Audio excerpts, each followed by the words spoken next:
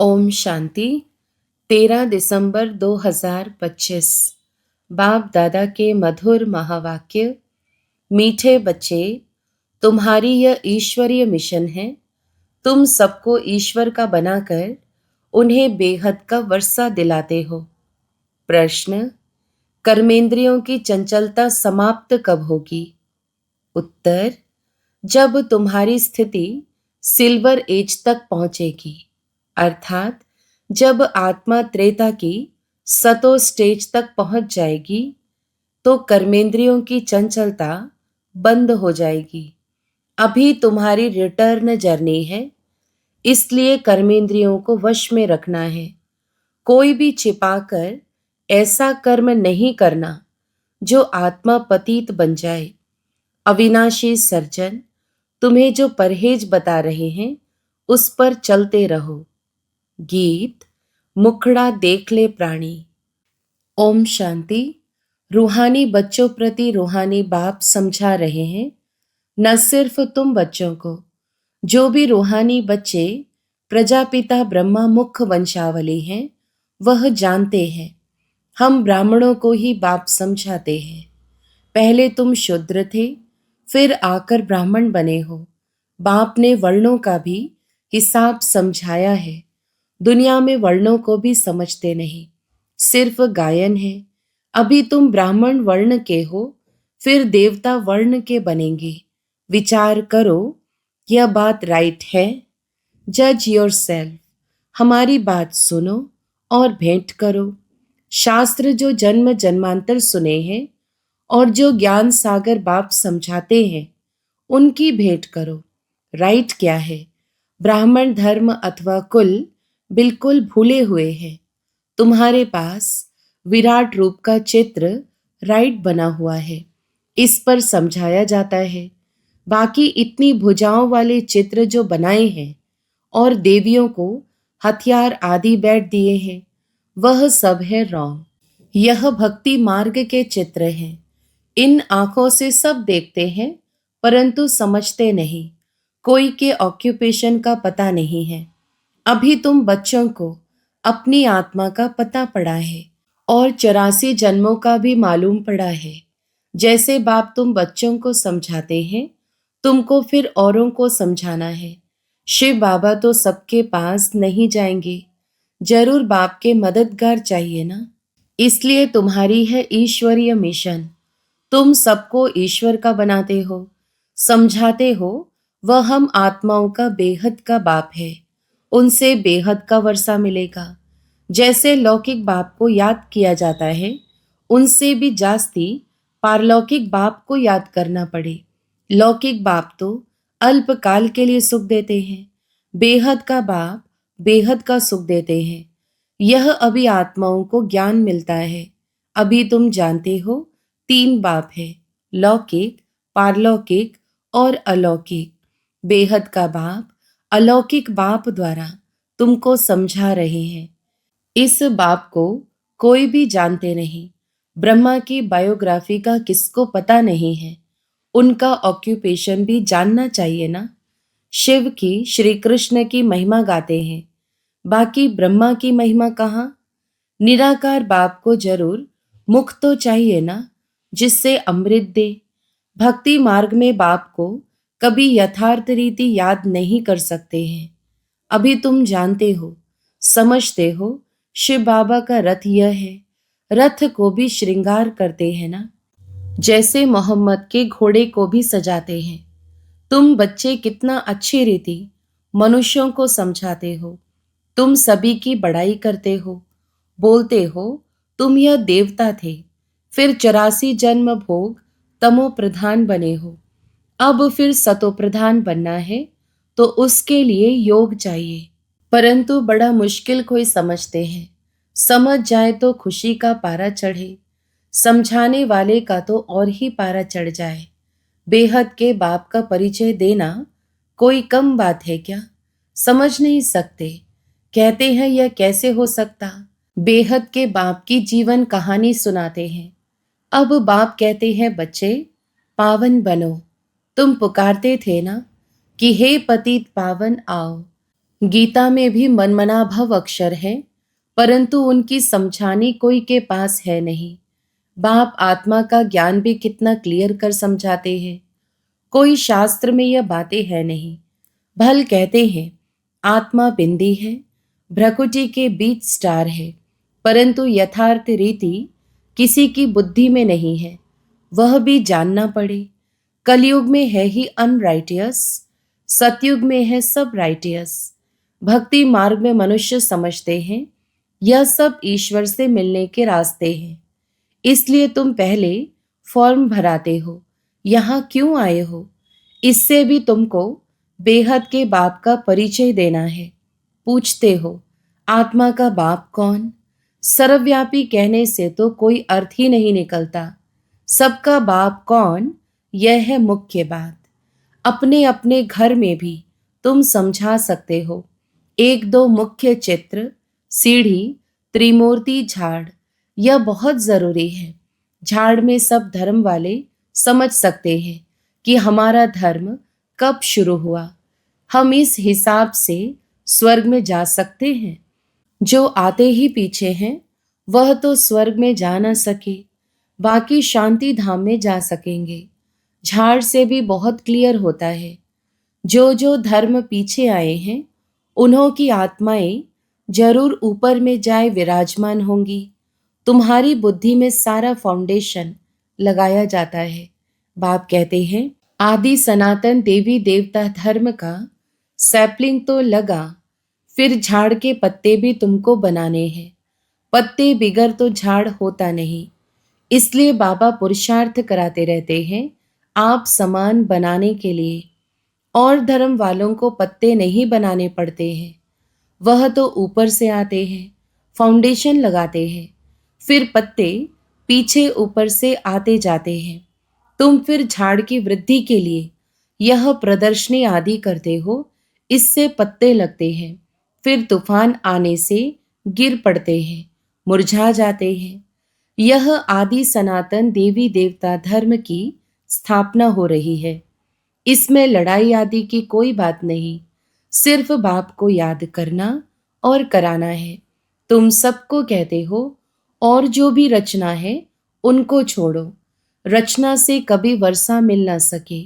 रचयिता बाप को ही याद करना है और किसकी याद न आए।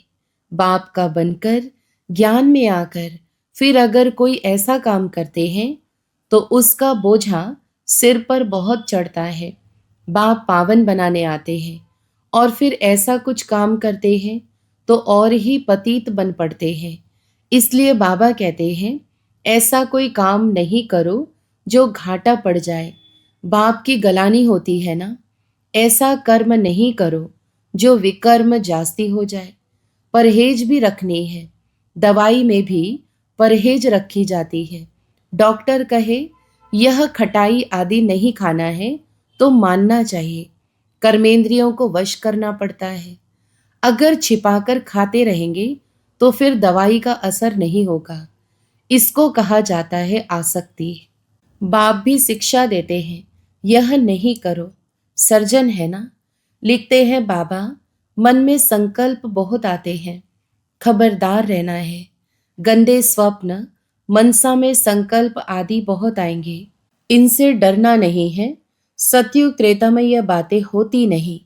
तुम जितना नजदीक होते जाएंगे, सिल्वर एज तक पहुंचेंगे, तब कर्मेंद्रियों की चंचलता बंद हो जाएगी।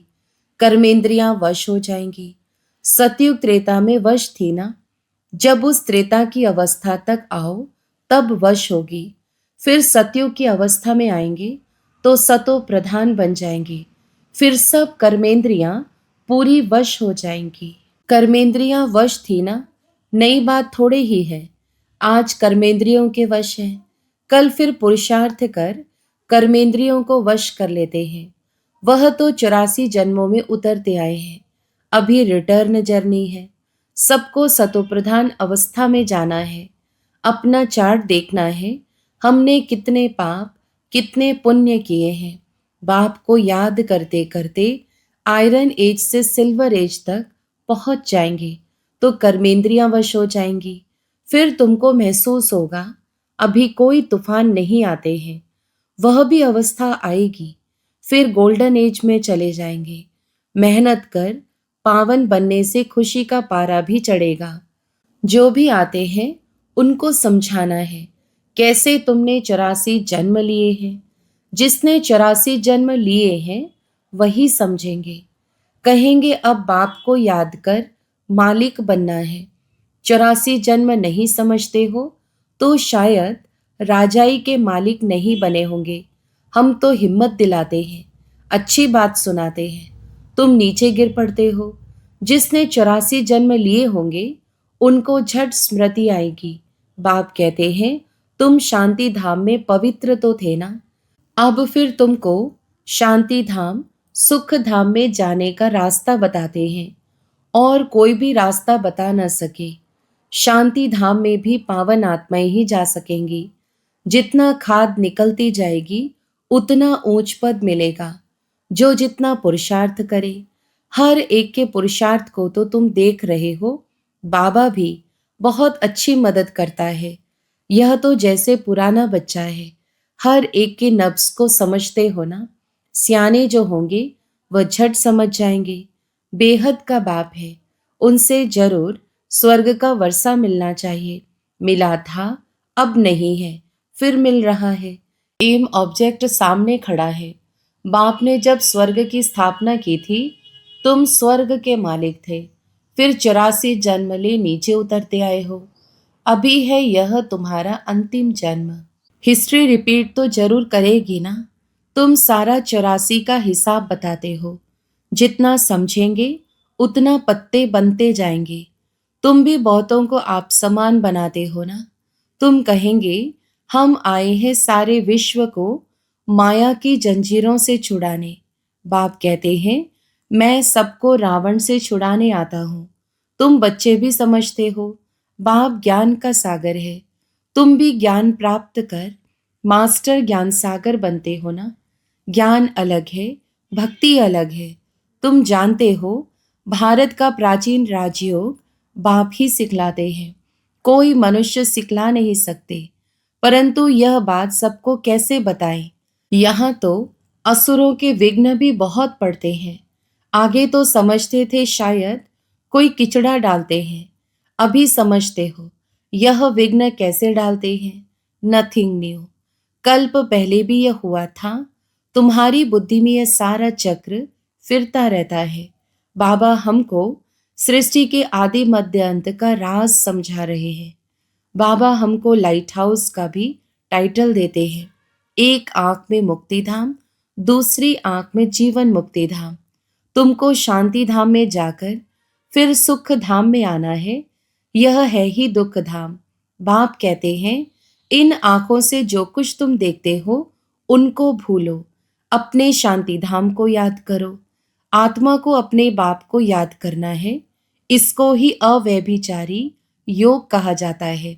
ज्ञान भी एक से ही सुनना है, वह है अव्यभिचारी ज्ञान। याद भी एक को करो, मेरा तो एक, दूसरा ना कोई। जब तक अपने को आत्मा निश्चय नहीं करेंगे तब तक एक की याद आएगी नहीं। आत्मा कहती है मैं तो एक बाबा की ही बनूंगी, मुझे जाना है बाबा के पास। यह शरीर तो पुराना जड़जड़ी भूत है, इनमें भी ममत्व नहीं रखना है। यह ज्ञान की बात है। ऐसे नहीं कि शरीर की संभाल नहीं करनी है। अंदर में समझना है यह पुरानी खाल है, इनको तो अब छोड़ना है। तुम्हारा है बेहद का सन्यास, वह तो जंगल में चले जाते हैं। तुमको घर में रहते याद में रहना है। याद में रहते रहते तुम भी शरीर छोड़ सकते हो। कहाँ भी हो तुम बाप को याद करो। याद में रहेंगे, स्वदर्शन चक्रधारी बनेंगे तो कहाँ भी रहते तुम ऊंच पद पा लेंगे। जितना इंडिविजुअल मेहनत करेंगे उतना पद पाएंगे। घर में रहते भी याद की यात्रा में रहना है। अभी फाइनल रिजल्ट में थोड़ा टाइम पड़ा है, फिर नई दुनिया भी तैयार चाहिए ना। अभी कर्मातीत अवस्था हो जाए तो सूक्ष्म वतन में रहना पड़े। सूक्ष्म वतन में रहकर भी फिर जन्म लेना पड़ता है। आगे चलकर तुमको सब साक्षात्कार होगा। अच्छा, मीठे मीठे सिकिलधे बच्चों प्रति माता पिता बाप दादा का याद प्यार और गुड मॉर्निंग। रूहानी बाप के रूहानी बच्चों को नमस्ते। हम रूहानी बच्चों की भी रूहानी माता पिता बाप दादा को याद प्यार, गुड मॉर्निंग और नमस्ते। धारणा के लिए मुख्य सार। पहला, एक बाप से ही सुनना है, एक की ही अव्यभिचारी याद में रहना है। इस शरीर की संभाल रखनी है, लेकिन ममत्व नहीं रखना है। दूसरा, बाप ने जो परहेज बताई है उसे पूरा पालन करना है। कोई भी ऐसा कर्म नहीं करना है जो बाप की गलानी हो, पाप का खाता बने। अपने को घाटे में नहीं डालना है। वरदान, 3 सेवाओं के बैलेंस द्वारा सर्व गुणों की अनुभूति करने वाले गुण मूर्त भव। विस्तार, जो बच्चे संकल्प, बोल और हर कर्म द्वारा सेवा पर तत्पर रहते हैं वही सफलता मूर्त बनते हैं। तीनों में मार्क्स समान है। सारे दिन में तीनों सेवाओं का बैलेंस है तो पास विद ऑनर वह गुण मूर्त बन जाते हैं। उनके द्वारा सर्व दिव्य गुणों का श्रृंगार स्पष्ट दिखाई देता है। एक दूसरे को बाप के गुणों का व स्वयं की धारणा के गुणों का सहयोग देना ही गुण मूर्त बनना है, क्योंकि गुणदान सबसे बड़ा दान है। स्लोगन, निश्चय रूपी फाउंडेशन पक्का है तो श्रेष्ठ जीवन का अनुभव स्वतः होता है। अव्यक्त इशारे, अब संपन्न व कर्मातीत बनने की धुन लगाओ।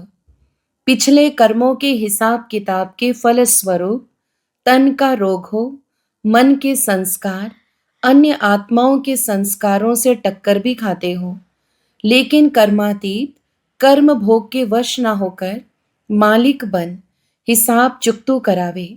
कर्म योगी बन कर्म भोग चुकतू करना, यह है कर्मातीत स्थिति की निशानी। प्रैक्टिस करो। अभी अभी कर्म योगी, अभी अभी कर्मातीत स्टेज। अच्छा, ओम शांति।